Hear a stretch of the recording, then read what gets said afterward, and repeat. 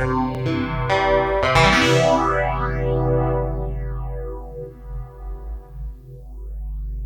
good to be with you all in Colchester. A little bit tricky at the moment because I'm looking at myself, so I don't know if that can be changed.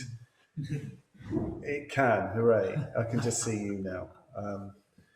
So very, very good to be with you all. I haven't yet had the opportunity of actually visiting the centre in person, which I must make good when we come out of this lockdown. And yes, I'm speaking from the Padmaloka Shrine Room with some of my very good friends from the Padmaloka community, and like you, I'm sure it's been a beautiful summer's day, and Padmaloka is particularly beautiful at this time of year. And I'm going to start by reading you that song that Akasha Hridaya mentioned, and then we'll have a look at it. We'll go through it. So listen carefully to the words of the great Dudjom Rinpoche. It's a shame it can't be sung. I've been trying to track down the song. I don't know if it was ever, if there is a recording of him singing it. But anyway, let's hear the translation. Aho, yay! How amazing! In the center of the palace, on the highest copper-colored mountain, an assembly of Vidyadharas, Darkars, and Darkanis are gathered together. Their 100 moods of great bliss captivate with playful, charming grace. Thinking of them, deep in my heart's core, I recall my soul father, lake-born Vajra.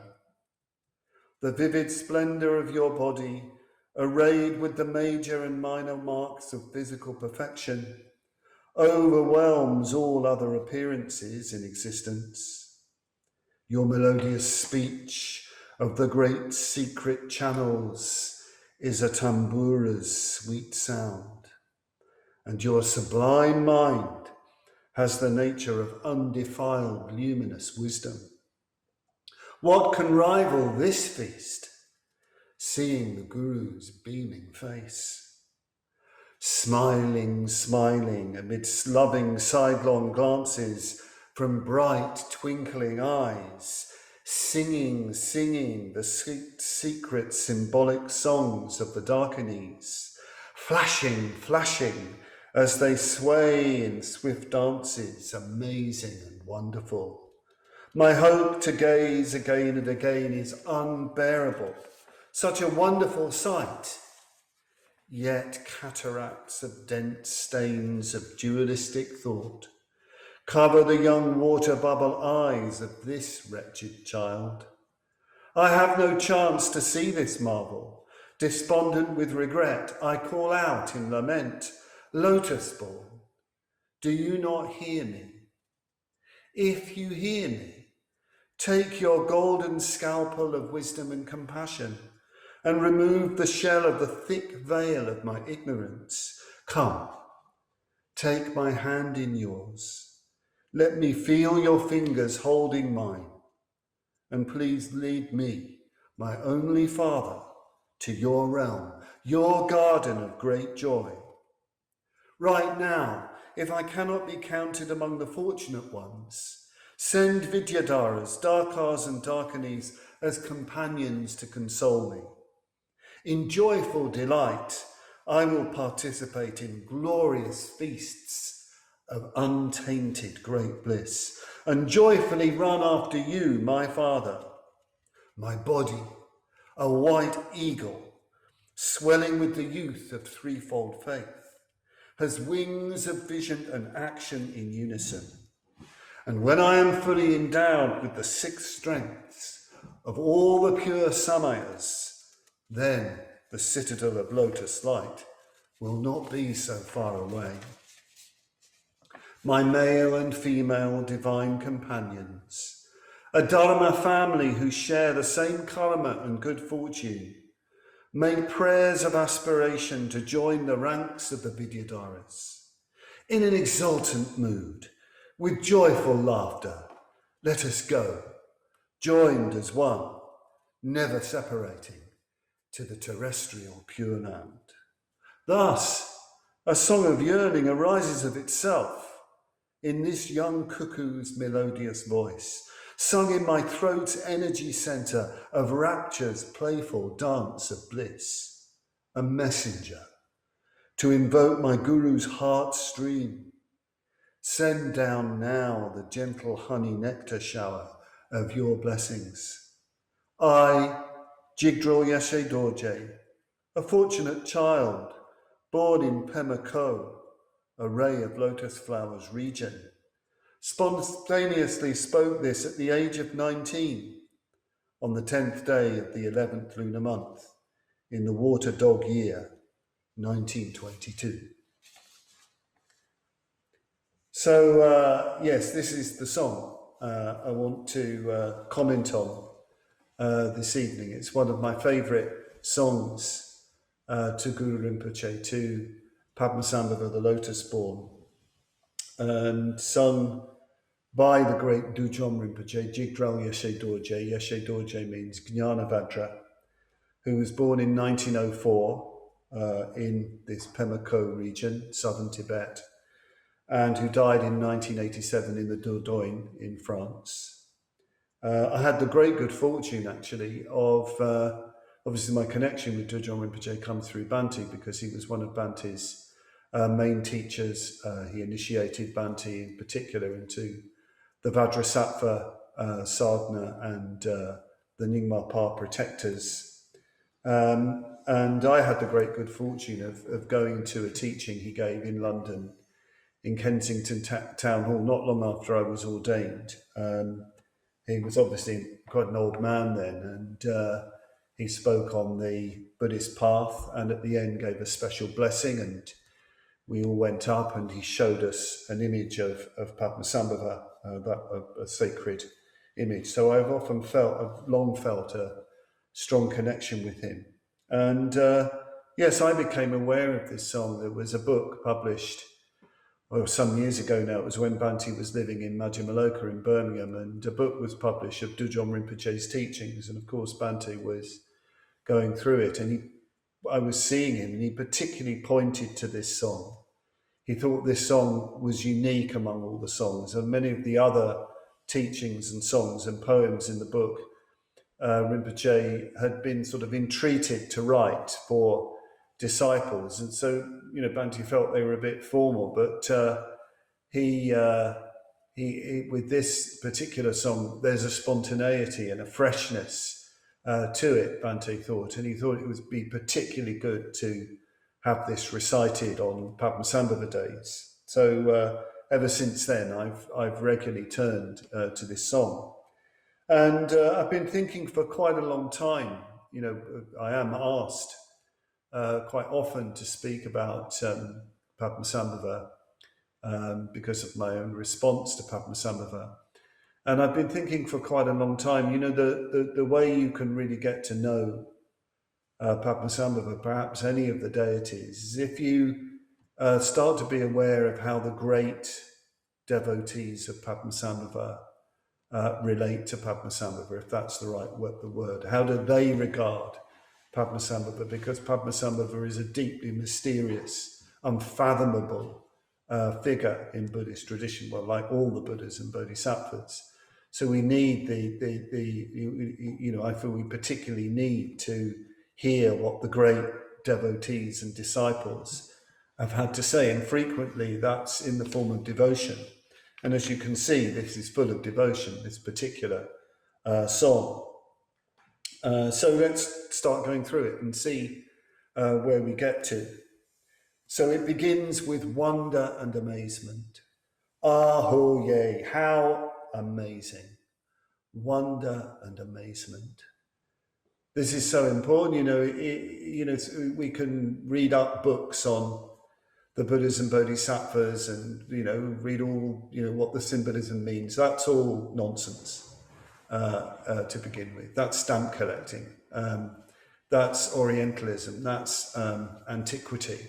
What we need is wonder, amazement in relation to these figures. And wonder, amazement means that we don't know. We don't know what this figure means. We know that it moves us. We know that it touches us and inspires us, enchants us. So we need to begin with wonder and amazement. What's interesting about this is that Dudjom Rinpoche is in a state of wonder and amazement. He's 19. He was recognized very young as the incarnation of the great Triratna treasure finder, Dudjom Rinpoche, a very great Lama, recognized very early he was enthroned, very early he was teaching. He's giving Dharma teachings at the age of 7 on texts like the Bodhicharyavatara and things like that.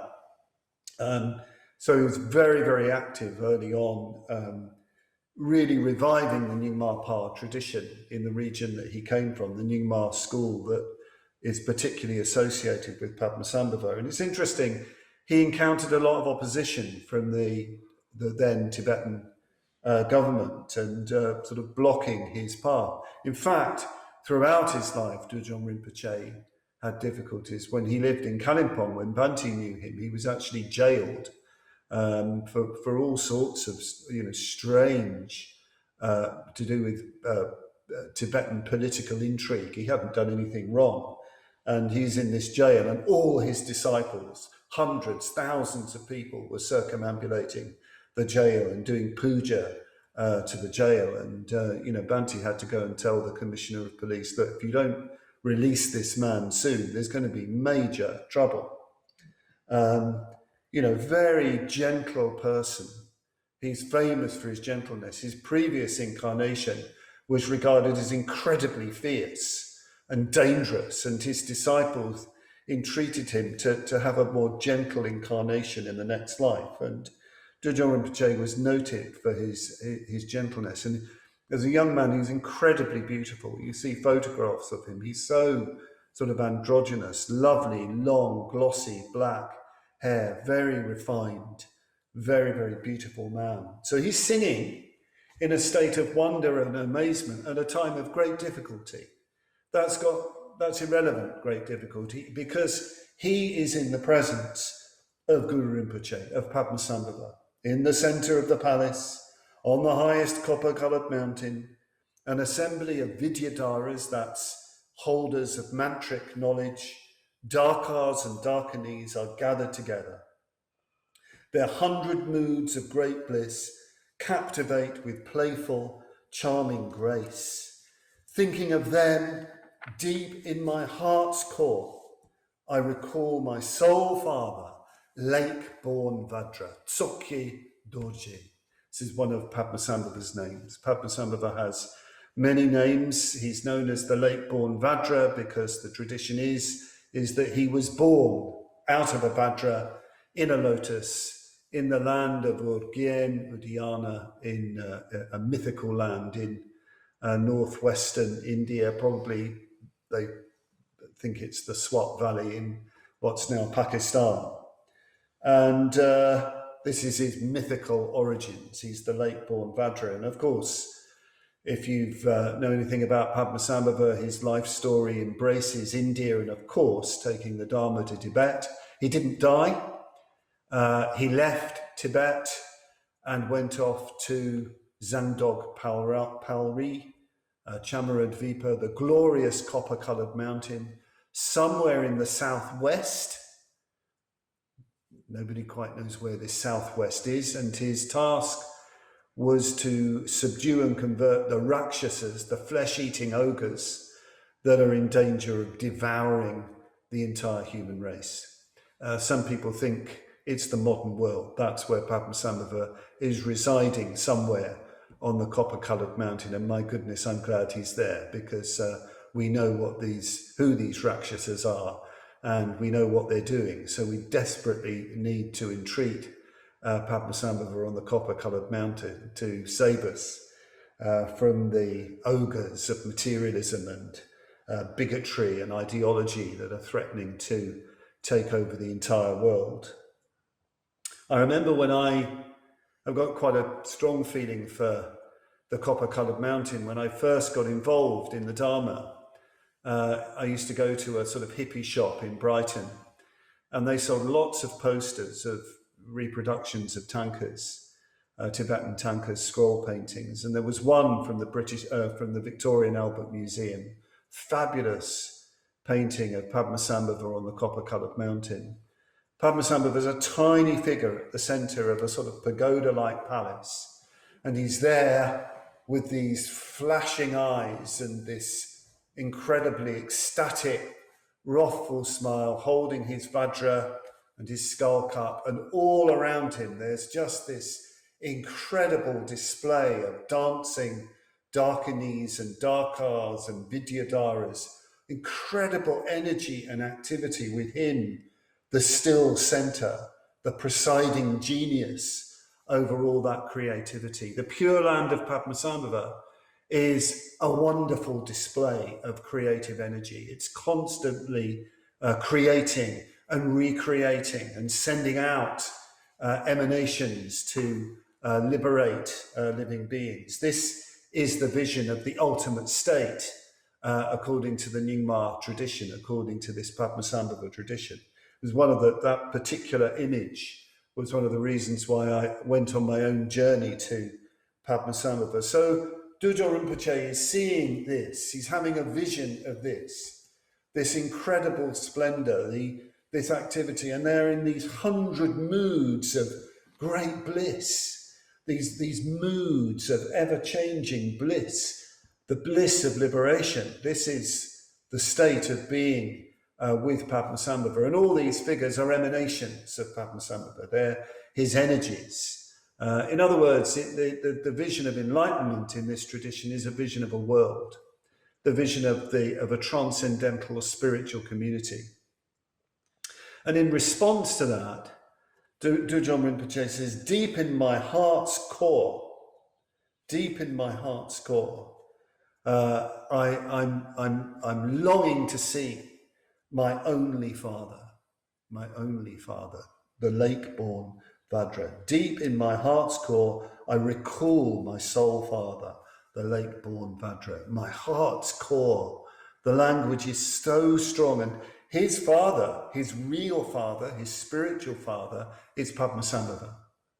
That's, Dudjom Rinpoche, of course, had, actual parents and so on and so forth, very devoted Buddhist, but his real father is Padmasambhava. So he's saying his real lineage is this lineage which leads back to Padmasambhava. And then he praises Padmasambhava's body, speech and mind. He's recollecting him. This is what you do with the meditations on the Buddhas and Bodhisattvas. You recollect them. You bring them to mind, you remember them, and you meditate on them, you contemplate them, and you contemplate their body, speech, and mind.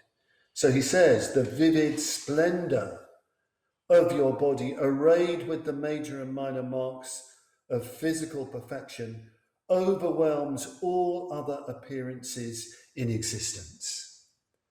So this is very important. Padmasambhava is beautiful. He's sublime. He's enchanting. Sometimes people think that Padmasambhava is sort of frowny and angry, and they think getting into Padmasambhava means getting sort of, shouting mantras and, behaving like an idiot. This is a complete load of nonsense. It's a profound misunderstanding. Padmasambhava is extraordinarily beautiful. Long, glossy black hair, long eyes. Sometimes, of course, he's an incredibly handsome man in his prime with his moustaches and beard. Sometimes he's an incredibly beautiful youth, very androgynous looking. Sometimes he even appears as an 8-year-old boy. But however he appears, he's extraordinarily beautiful. And his fierceness is the fierceness of love. It's that highly concentrated love that you can see on some people's faces when they're looking with great concentration on somebody they really care for. This is what Padmasambhava really looks like. And of course, all of his robes and the different kinds of clothing that he wears are sumptuous and decorated and adorned. And he has these extraordinary eyes that look right into you, that really see, right into your heart's core. So it's very, very important to have a sense of Padmasambhava's beauty. And it's this beauty that overwhelms everything in existence. You probably have heard, if you know anything about Padmasambhava, that he's famous for converting the demons to the Dharma, the demons of Tibet. Demons is perhaps not quite the right word. They're the gods and goddesses, the natural forces, the elementals of rock and water, river, lake, soil, of wood, of place, the genius loci that are extremely powerful. And it's his beauty that overwhelms them. Yes, he does engage in magic contests with them, but they can't resist his enchantment.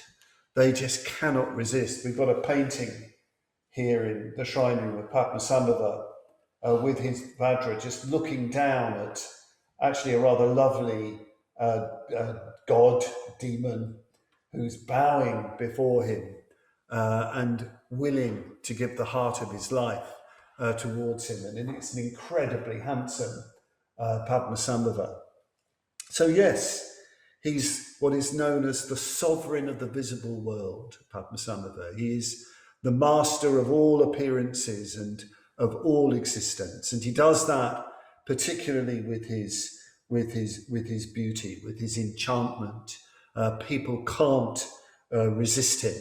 Even the most difficult of people, the most difficult of beings can't resist him. There's a lesson for us with that. Sometimes we have our own little demons in our hearts and minds or in our life, tripping us up, obstructing our progress. Well, you've got to charm them. You've got to charm them. Yes, you might have to stand up to them. You might need to be strong, but you've got to charm them. You have to enchant them. You have to entice them. And you do that through concentrating on the beauty of the Dharma. Make yourself irresistible to those things that obstruct you so that they say, oh, okay, I'll give you a hand. I'll come and join you. I like the look of this project. I want to be part of that. I'll help you. Give me a little treasure, a Dharma treasure to look after, and I'll help you in your practice, because that's what the gods of the land do for Padmasambhava. He gives them a treasure to look after so that they can help in the progress of the Dharma. Well, we need to do that with ourselves. We need to do that with one another. And then it says, your melodious speech of the great secret channels is a tambura's sweet sound. The melodious speech of the great secret channels is a tambura's sweet sound. So he's praising Padmasambhava's speech. I don't know if you know what a tambura is. It's the drone instrument in Indian music. It's that one where somebody's at the back. Sometimes there's a whole phalanx of them, 4 or 5 of them. And the musicians are just continually, just playing on these strings, and it builds up this wonderful drone sound, this incredible sort of ground. Some of the greatest of Indian musicians in the Drupad tradition, well, I think all the classical traditions, they say the tambur is the most important instrument in the ensemble, because it's providing that whole creates a sort of space, a ground, and you can go anywhere in that. So Padmasambhava's speech is like that, and they're in his channels. This is very, very tantric. There are all these secret channels which are associated with, particularly with communication, particularly with the communication of the Dharma. They all sort of arrive in the throat center. Well, Padmasambhava's activated all of the secret channels through his yogic practice. So he doesn't just have a beautiful appearance, his voice is beautiful, full of timbre, full of lovely sounds and tones, and it's always sounding. If you listen The mantric sound, the drone of Padmasambhava is always there. And on top of it, of course, he may teach the Dharma, he may give you his mantra, he may sing songs, but it's all coming out of the sound of reality. Yes, which is like this drone. They say sometimes that in descriptions of Padmasambhava's Pure Land, the copper-coloured mountain, that all the time you can hear the sound of mantra, and it's like the buzzing of innumerable bees.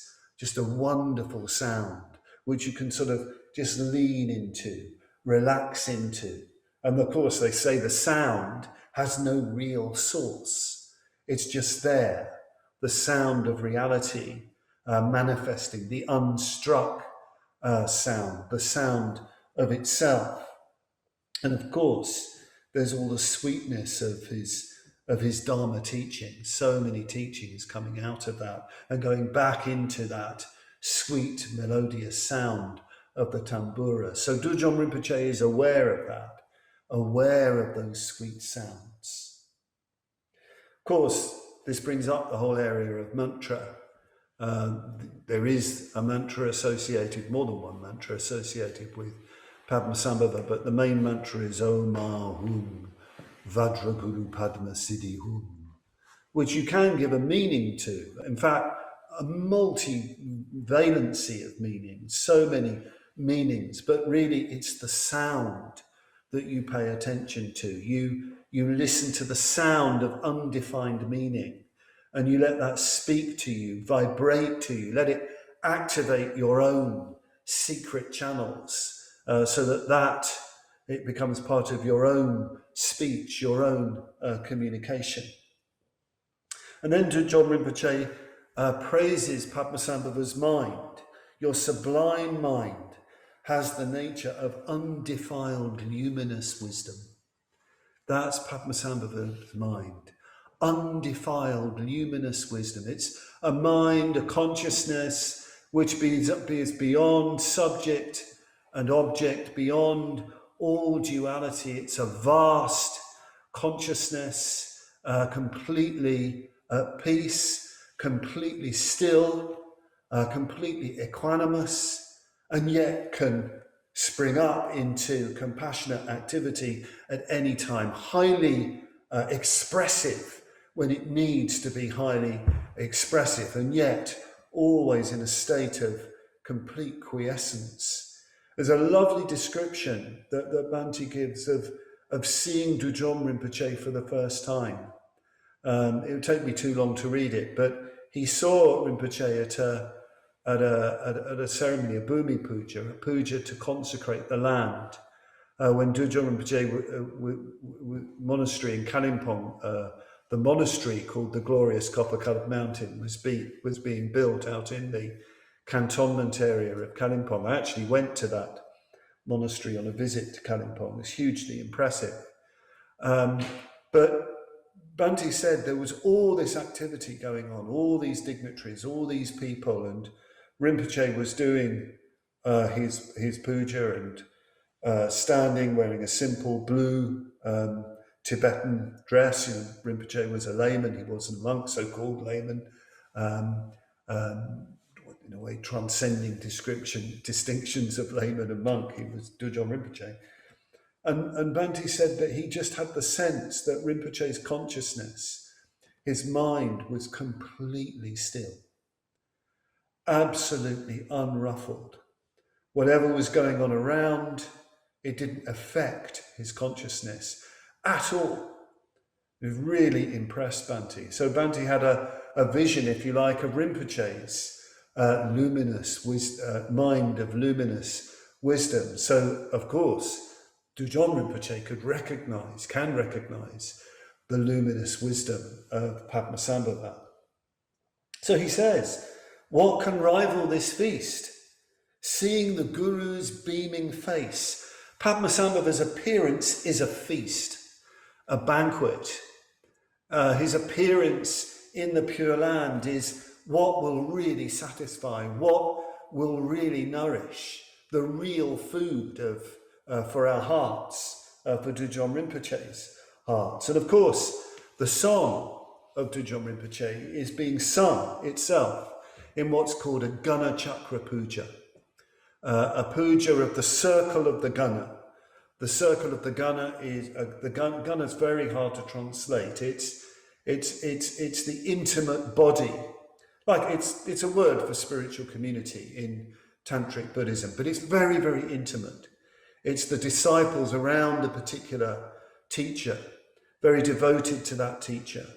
And the typical way of practicing their puja is a great feast offering, a great festival of celebration with the singing of songs, the making of elaborate offerings where there's great beauty, great celebration, and even some eating and drinking and even dancing and things like that, but done with great refinement, done with great, with great awareness of one another, nothing coarse about it in any way. So he is experiencing, if you like, the transcendental feast that Padmasambhava is enjoying in his Pure Land, and that is being reflected in his own practice of the Gana Puja with his own disciples all around him.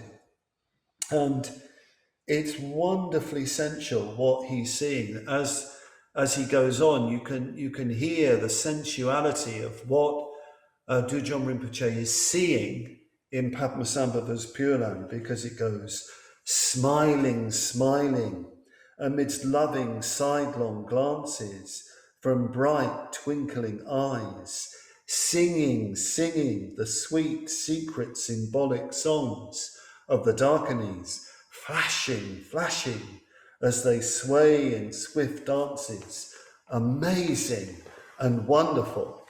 My hope to gaze again and again is unbearable. Such a wonderful sight. I think this is really, really important that what Dudjom Rinpoche is seeing in Padmasambhava's Pure Land is all this beauty, all this sensuality, all these eyes. It's not quite clear whether it's Padmasambhava's glances, whether it's the Darkinis' glances, the Vidyadhara's glances, whether it's his glances, but there's all this going on, as well as dancing and flashing and the flashing of from eye to eye, very, very, very, very beautiful. And this is important. It's important because we need to engage that energy in our Dharma life. We need to engage, for want of a better term, it's a term that can be really misunderstood, the erotic. And I don't mean that in a crudely sexual way or anything like that. I mean something that is really going to take all your love and delight and your desire in the highest sense. That needs to come onto the path. That needs to be seen in these figures, in the Buddhas and Bodhisattvas. That's why they're so beautiful. That's why they're so lovely and attractive. There's nothing sort of Protestant here, if you'll forgive the expression. There's nothing sort of grim about enlightenment in this tradition. It's sensual, it's alive, it's living. It wants to enchant, it wants to fascinate. In a way, it wants to seduce. It wants to seduce our heart onto the path of the Dharma. That's what this is about. And we need to do this. If we can't do this, it's very difficult to make progress. It's very, very difficult to make progress. What our Dharma practice will be ideas and sentiment, unless this sort of energy is engaged in our practice and transformed and refined and sublimated onto the path. So Dudjom Rinpoche is uplifted, taken up into this great feast. But then he sort of comes back to earth with a kind of bump, because he starts looking at himself. It's often like this. We have wonderful visions, and then that vision seems to reveal where we are. Yet cataracts of dent stains of dualistic thought cover the young water bubble eyes of this wretched child. I have no chance to see this marvel. Despondent with regret, I call out in lament, lotus spawn, Do you hear me? It's strange, isn't it? Because his description is so vivid, it really does seem as though he's seeing it. And yet, he says, I can't see it. Perhaps he's had a vision, and it's more a matter, he can't see it all the time. He can't be there continuously. And why? Because of dense stains of dualistic thought. These cataracts of dualistic thought, which are covering his eyes, his Dharma eyes, presumably, his eyes that see the truth, the Krishto Mano Vijnana, as it's called, the defiled mind consciousness, the consciousness that distinguishes between a real self here and a real other there, and from which all craving and hatred and jealousy and fear and doubt and confusion and conceit and pride and everything else comes from. And this Krishna Mana Vijnana is deep in our consciousness. It's deep in our consciousness. It's not just an idea of being dualistic. It's tightly held and impacted habitually in the whole way we look at things, that we've been looking at things from beginningless time. It's primordial ignorance that Rinpoche is talking about. So we need to move to jnana. I've been looking at some lectures of Bhante's, and in some of his lectures he talks about this. We've got to give up vijnana, which is dualistic thought, dualistic consciousness, and move to jnana, which is non-dual awareness, non-dual wisdom. Interestingly, Dudjom Rinpoche's Dharma name is Jnana Vajra, the Vajra of non-dual awareness, the adamantine non-dual awareness. That was his Dharma name. So he's becoming aware of his need to move to this non-dual awareness. And then, only with the removal of duality can he be in the full presence of Padmasambhava. Only when hatred goes, only when greed goes, only when delusion goes, can Padmasambhava be fully seen. So he's aware of separation. He feels it keenly and intensely. The vision has made him aware of that. This is very, very important. You know, sometimes people think, oh, if only I had a vision, if only I had an insight, everything would be all right. Whoa, be careful what you wish for. Be careful what you wish for, because when you really see, if you really see reality, even for a minute, the first thing you become aware of is how much you are apart from that, how much you need to change and transform.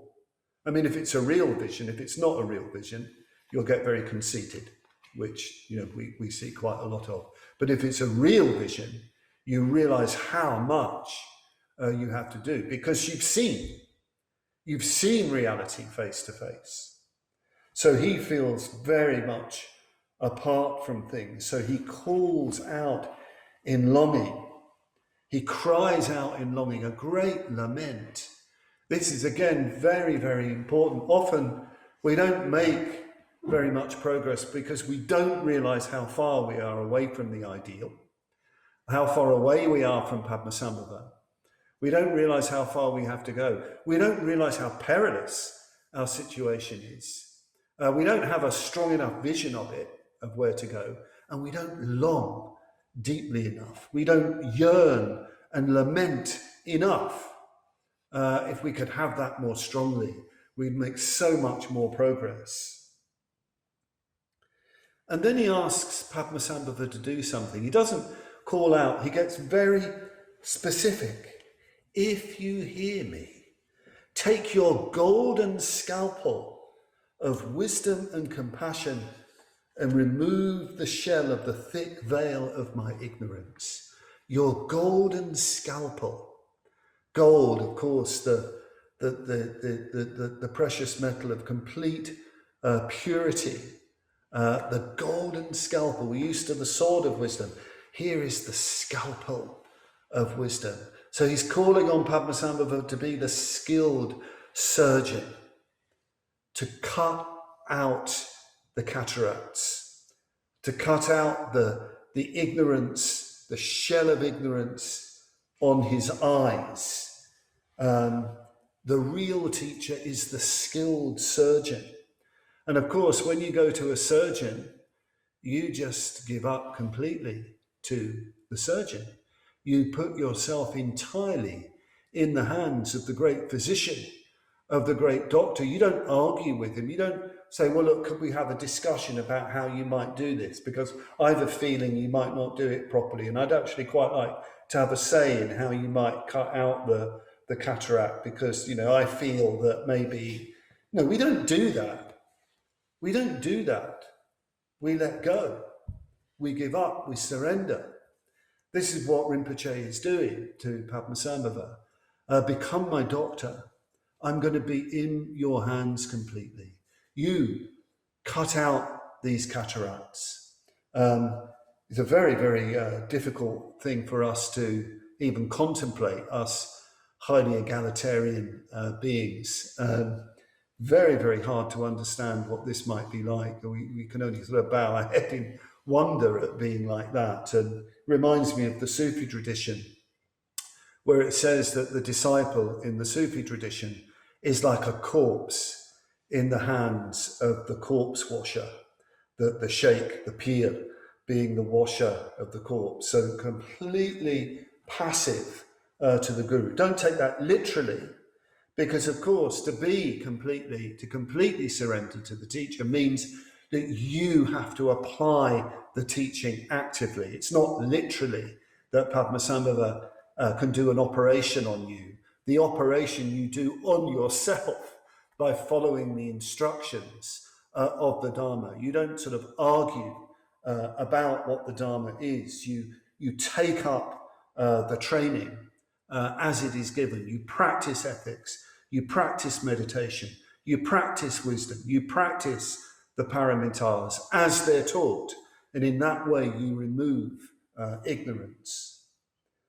In other words, you go for refuge to what the teacher is pointing to the refuges. So you go, and Dudjom Rinpoche goes further. He says, come, and this gets very tender, very intimate. Come, take my hand in yours. Let me feel your fingers holding mine. And please lead me, my only Father, to your realm, your garden of great joy. It's interesting, these different names for Padmasambhava's Pure Land. It's a copper-coloured mountain. It's a great pleasure grove. Here it's a garden. A bit later it's called a citadel. It's all these things. It's not one thing.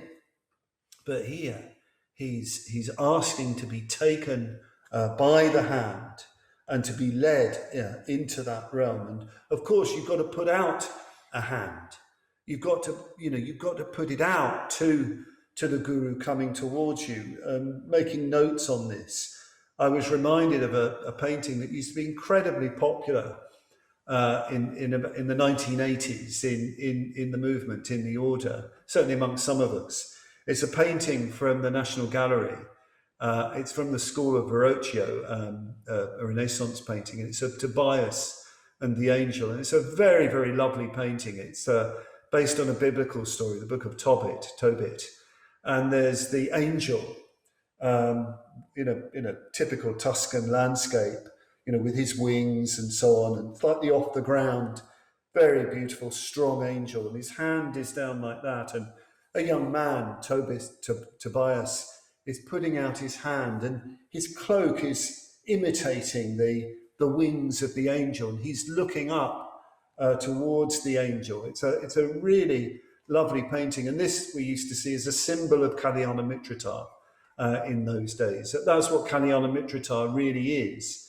You're being taken by the hand by somebody a little bit more experienced by you, and you're being shown the way. They can't do it for you, but they can take you by the hand and show you the way. And here, Dudjom Rinpoche is talking about the highest order of Kalyana Mitrata, with the supreme Kalyana Mitra himself, Guru Padmasambhava. But do we want to go? Do we want to go? Do we really want to go in that direction? it sounds as though you're just going to be taken, but you have to want to go on this path. And Dudjom Rinpoche then, then sort of starts to console himself in an interesting way. He says, right now, if I cannot be counted among the fortunate ones, that is, among those who are in the Pure Land Paradise, sometimes when I find this, maybe this is where I got this way of thinking from, sometimes when I'm meditating on Padmasambhava, I have the sense of being in an assembly with others meditating on Padmasambhava. And it's very, very clear that I'm right at the back, even outside looking in. And Padmasambhava's way over there, way, way far away. It doesn't matter, because at least I'm in the crowd. At least I'm in the crowd. At least there's something happening. There's an atmosphere happening, and I'm part of that. But anyway, Dudjom Rinpoche says, right now, if I cannot be counted among the fortunate ones, send the Vidyadharas, the Darkars and Darkanis, as companions to console me. So maybe I can't be there as one of your great disciples, but send some of your friends to help me. In joyful delight, I will participate in glorious feasts of untainted great bliss, and joyfully run after you, my Father. So this is really, really lovely. I think what he's really saying is, send me a spiritual community, bring me together with a Sangha who I can practice with, joyously practice with, and then I can run after you, not just walking, running after you, running to join you through practicing the Dharma. And notice this joy. It's very interesting. We've had yearning and sorrow and lament. Yes, that's all there. Equally, there's joy, the incredible joy of living this life. So it's very, very important. I mean, sometimes it's a little bit shocking to see how miserable Buddhists can be. I don't know if it's just a sort of Western thing, and maybe we're all particularly a bit messed up, but it's such a contrast with my friends in India, who are under sometimes such difficult circumstances. They're so joyful, even though things are really, really tough. There's so much joy because they have the Dharma. They actually have the Dharma. It doesn't matter if there's difficulty, because we have the Dharma. And maybe sometimes we just don't allow ourselves to feel joy. Maybe we think being joyful is sort of un-Buddhist or something like that, and suffering is more real than happiness, which of course is nonsense. You could say that joy, in the sense of pramudita, the joy that comes out of faith, is more real than any dukkha, because we're more in contact with reality. And then Dudjom Rinpoche, and we're coming to the end now, he starts to look at himself. He starts to look at his strengths. He sings, my body, a white eagle, swelling with the youth of threefold faith, has wings of vision and action in unison. And when I am fully endowed with the six strengths of all pure samayas, then the citadel of lotus light will not be so far away. The citadel of lotus light is another way of talking about Padmasambhava's realm. So he knows, yes, he's got a lot to work on, but he knows he's like one of those rare white eagles. He's swelling with the youth of the threefold faith. Faith gives you youth. Shraddha is youth. It doesn't matter how old you are. It's Shraddha, faith in the Dharma, that makes you young. It's faith that makes you fresh in your response to the Dharma. It's faith that is the real beginner's mind, that keeps you with a fresh perception of what this is. That makes you never tired of the Dharma, never tired of practice. Faith is your response, your direct heart response to reality. So he talks about the threefold faith. So first there's the lucid, luminous faith, the faith that arises when you encounter the beauty and enchantment of the three jewels, the beauty and enchantment of Padmasambhava. You just want to become like that and be with that all the time. It's so attractive, so enchanting, so meaningful.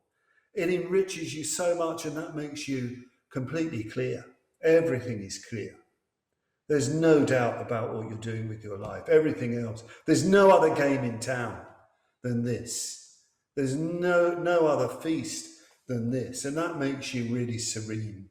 Lucid faith is also called serene faith. You're really at ease. Whatever else is going on, doesn't matter, because you're in contact with this beauty and meaning. And then there's trusting faith. You know that the teachings work. You've tested them.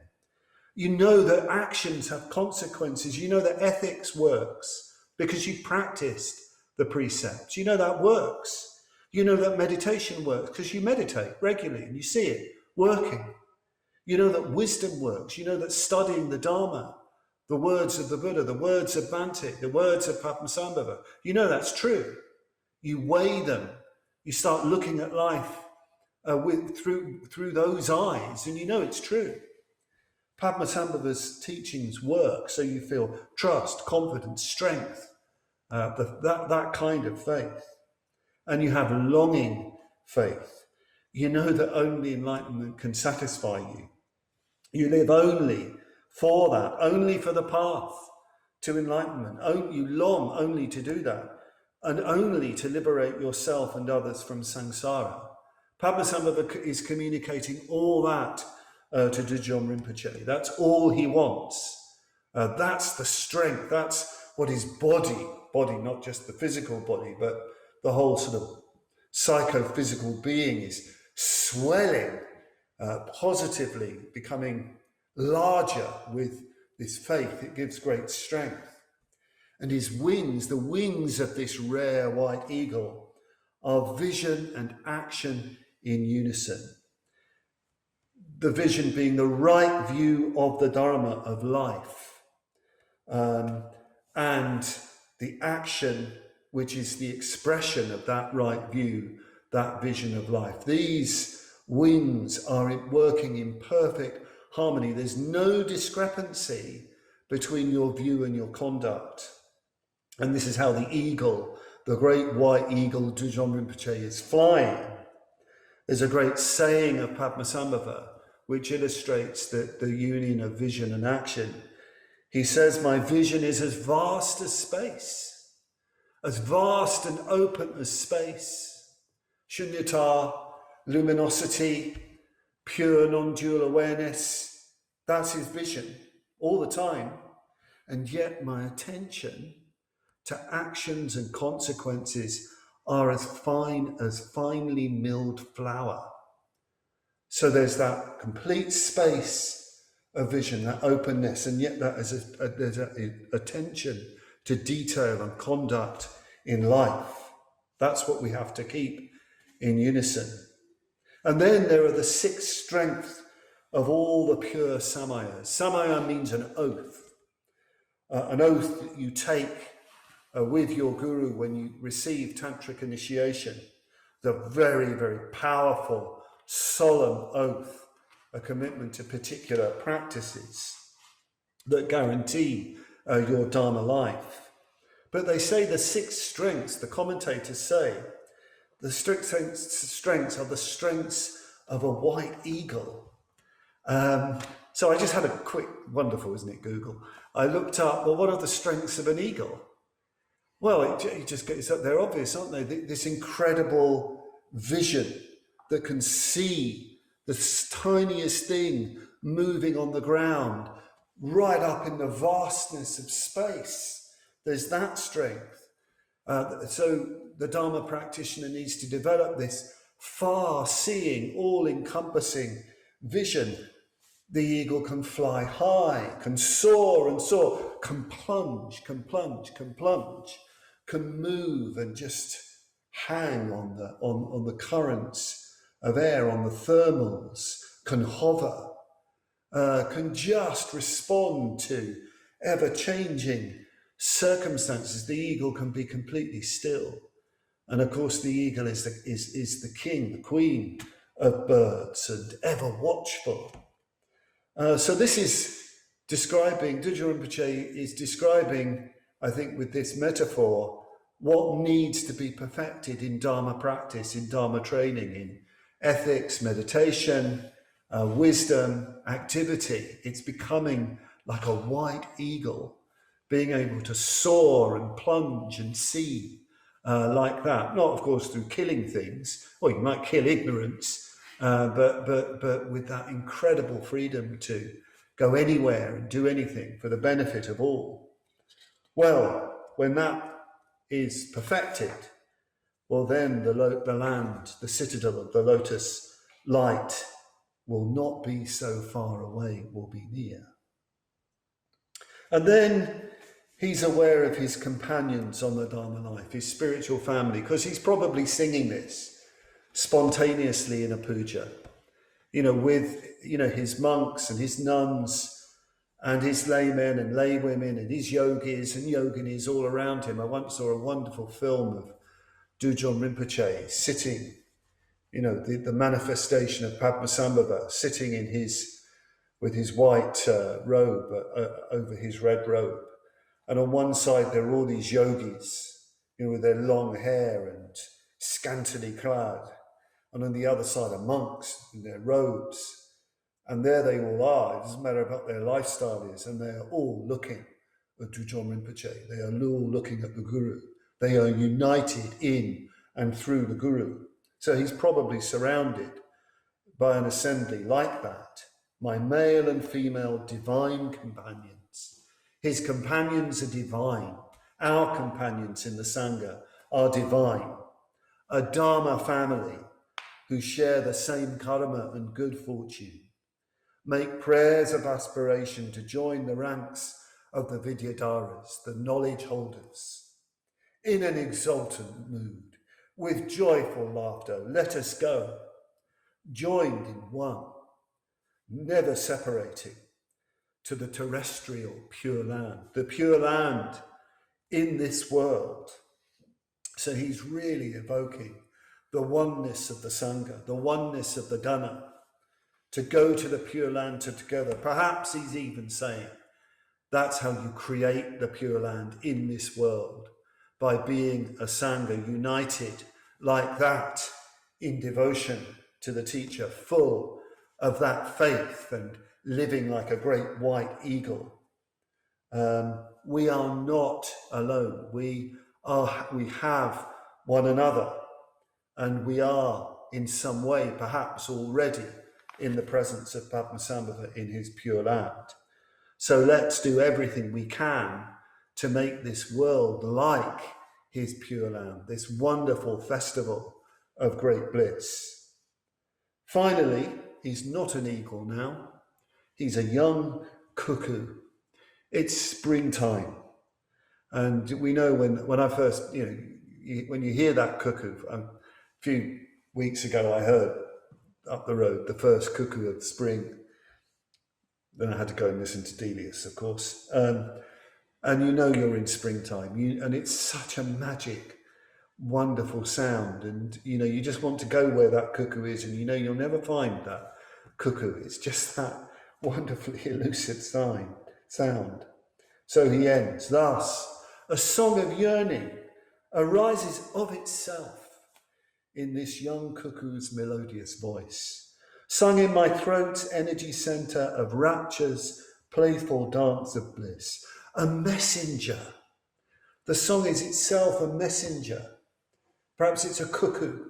Perhaps it's a darkini, a goddess going out, calling on Padmasambhava, something of great beauty, a messenger to invoke my Guru's heart stream.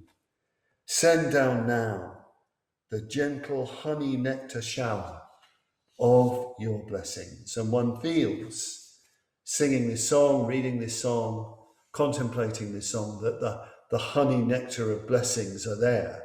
They're there in the great Dudjom Rinpoche's song. So there we are. I hope you've had some sense of Padmasambhava through listening to the great Dudjom Rinpoche and his song, and my own attempts to try and unfold it for us. Thank you very much for listening. Thank you.